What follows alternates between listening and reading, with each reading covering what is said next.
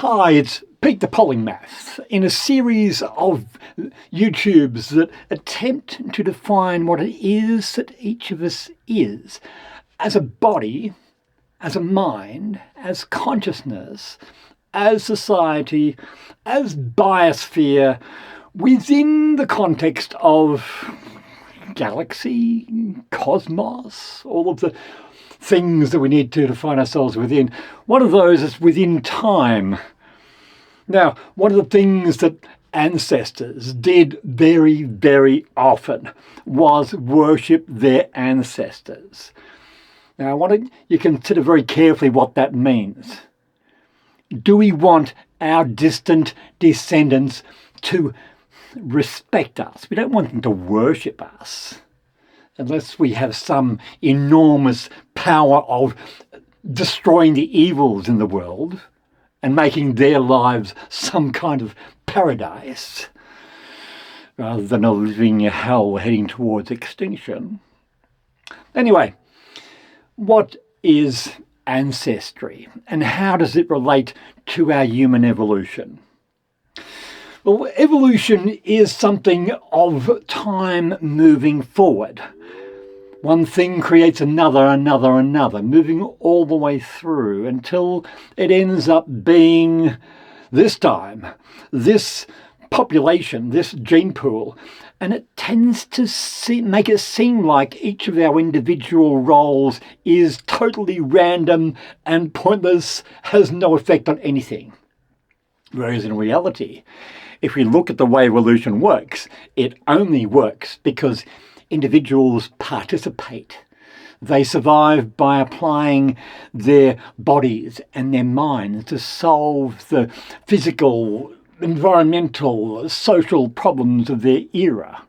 We are only the success, only derived from the successful, the survivors, the ones that scrape through, the ones who thrived. And in particular, we are not evolved from the ones who failed to meet some kind of mark. Now, as a polymath, I am now an elder, which is something very, very rare in our ancestry. But if you did get to be an elder, you were expected to know everything. So I'll now explain to you the context of what you are within ancestry, how ancestry makes you what you are. Now, we start with our point zero and we then move back through parents, grandparents and going back. Now, if you go back 250 years, 10 generations, 1,000 ancestors. If you go back 20 generations, 500 years, million ancestors. Now, if you go back 1,000 years, it's now a million different ways we are related to those people. Now, if we go back 2,000 years, which isn't really all that far, it's only 80 generations, it becomes a trillion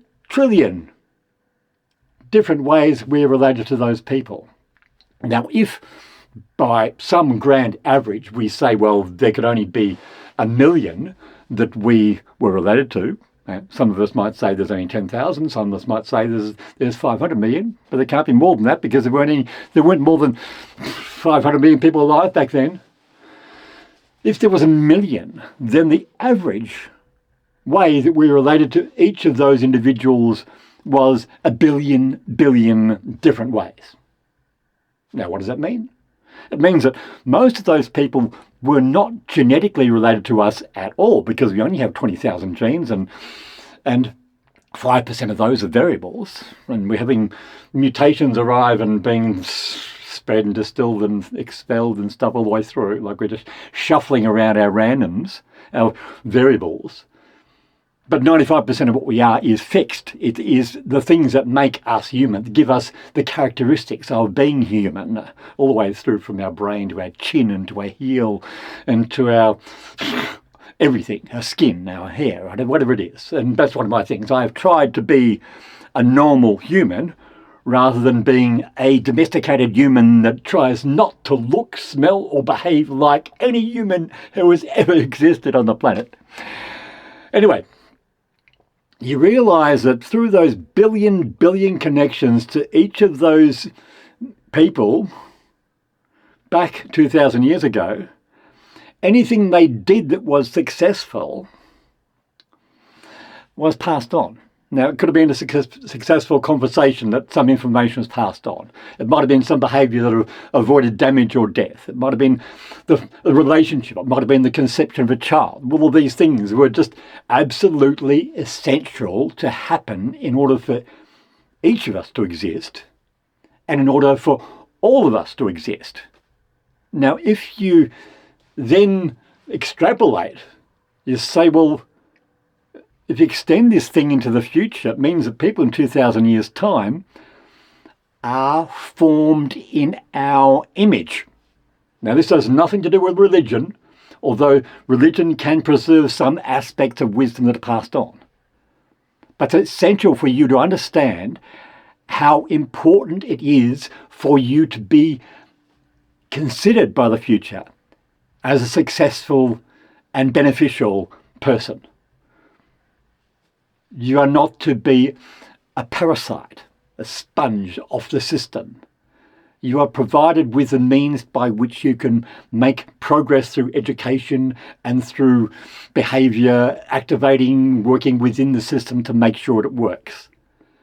But you are not to meaninglessly consume and just say you have the right to do it. For example, you have no right to consume fossil fuel. It is a privilege. It is something that can be used to benefit yourself in some tangible way, your society in some tangible way, the biosphere or the species in some tangible way.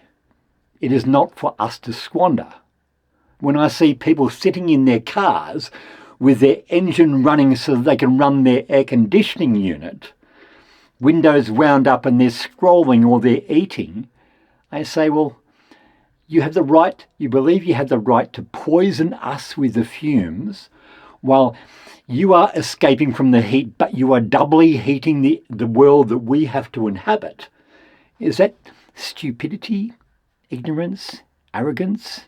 Is it some kind of means by which our species is self-eliminating itself from the world?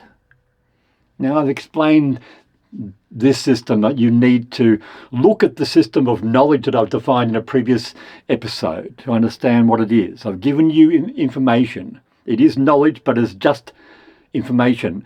It is up to you to then work on this information until you learn this information, and then you make it familiar, and then you make it part of your identity. You are drawn from the past. You exist in the present, and you create the future. Go back through my previous videos. They're all amazing. I've got revolutions in there. I've got inventions in there. I've got artwork in there. I've got performance stuff in there. I've got amazing stuff that almost no one has ever found. So go for deep dives and look and marvel at something that like an eccentric like me could produce just by becoming more like a human and less like an indoctrinated, shaved monkey. What a way to finish a video by insulting everyone who has watched it. But you're one of the 10% who will actually finish it. And I hope you've gained a bit of a laugh, a bit of an insight.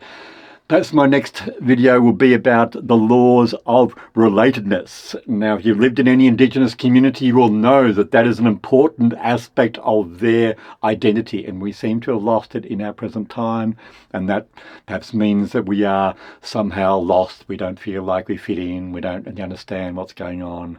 Let's make the world a better place by making each of us a better kind of human. Thank you very much. Goodbye. Until next time.